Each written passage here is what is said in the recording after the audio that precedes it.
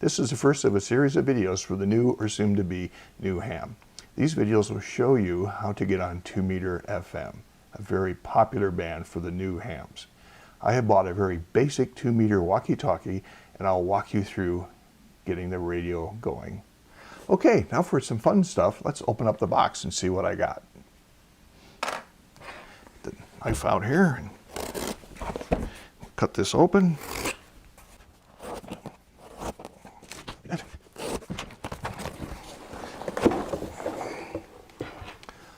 I have an Icom IC-V80 radio, and we can open up the radio box here. I just want to mention the V80 comes in two models. If you buy just the plain V80, you'll get it with a rechargeable battery pack. I bought the Sport version, and this uses AA batteries. And my reasoning behind this is that I'm going to primarily use this for a radio in my go bag or for emergencies and stuff, and I just want the capability of always being able to plug in pen light batteries. So that's why I bought the Sport. Open up the box. We have a warranty card, FCC information,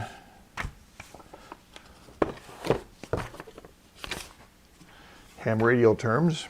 We've seen that before from Icom, very nice. We have a V80 quick guide, help you out. And so we have an antenna, a belt clip, a radio in a bag,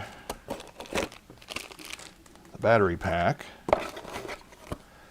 a little cover, and that is all. Let's take a look at the radio here itself. It's a handheld and it fits in my hand. Another thing I liked about this radio is that it uses a BNC antenna connector. I like BNCs better than the SMAs that are so common nowadays. So the antenna just in about a quarter turn and it mounts right on. One of the questions the new guys always have is how far can I talk on my new radio? So if you're holding the radio about 6 feet above the ground, you can go about, best case, 3.5 miles until you reach the edge of the earth. Now if you have a buddy also on a 2 meter HT, he also has 3.5 miles. So theoretically you could go about 7 miles between radio to radio, best case probably over water. Any buildings, hills, trees and such can take and reduce the range. Now that 3.5 miles is based on you being 6 feet above the ground. Now I've done some calculations. If the antenna is on a 200-foot tower, it can see 23 miles in all directions, which means now you can be the 3 plus the 23, let's say 25 miles away from that repeater and be able to get into it. And your buddy could be 25 miles the other side, so you'd have 50 miles between the radios. If the repeater's on a tall mountain, let's say 5,000 feet above where you're located, that repeater can see well over 100 miles in every direction. So the repeaters allow us to take this little radio, which between radio to radio would be only a few miles of range, to allow you to go 50, 100 miles. Now all this can vary depending on conditions, locations, the antennas and such, but those are some rules of thumb for you. So when you see those claims for those little FRS radios that say 46 miles of range, I don't think so. Maybe 46 miles straight up, but not between radios on the ground. No. So let's spend a minute to talk about what is a repeater. A repeater is built of a few basic components. The main things is that it has a receiver, a transmitter, an antenna, or maybe two antennas, and some type of controller. So basically the receiver receives the signal from your radio, the controller detects that you're transmitting, and then it turns on the repeater's transmitter, and then the output of the receiver is fed into the transmitter, and your signal is rebroadcast. Now you can't do that on the same frequency, so you have to receive on one frequency and transmit on a different frequency. Typically 600 kilohertz is the difference between the transmit and the receive frequency for most 2 meter FM repeaters.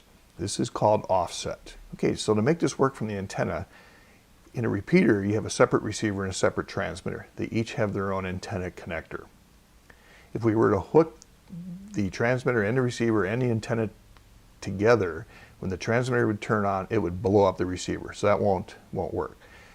So we have a device called a duplexer. And this is a very high quality filter system which has basically 3 terminals or 3 ports to it. One goes to the receiver, one goes to the transmitter, and one goes to the antenna. And the duplexer has enough filter separation that it now allows the transmitter to run without blowing up the receiver or affecting the receiver sensitivity.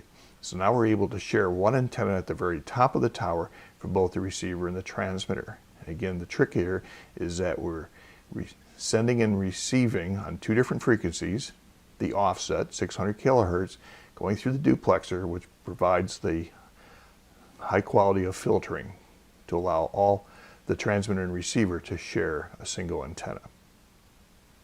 Okay, the repeater has a controller to manage the operation of the repeater. One of the first things the controller has to determine is when a signal is being received. This can be done 2 ways.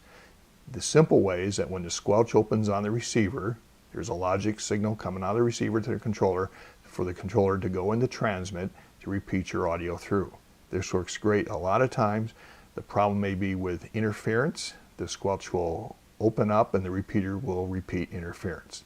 To help prevent that, it's quite common for your transmitter to also transmit a tone.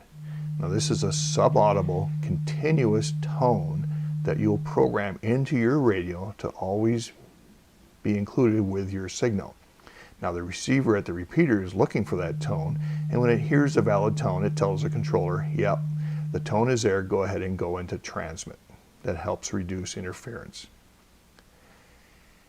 The controller also times how long the repeater's transmitter will be on the air. So it has what's called a timeout timer. Now this can be anywhere from 90 seconds to maybe 3 minutes. It's different on different repeaters. But what will happen is that if you talk too long, he will time out the repeater.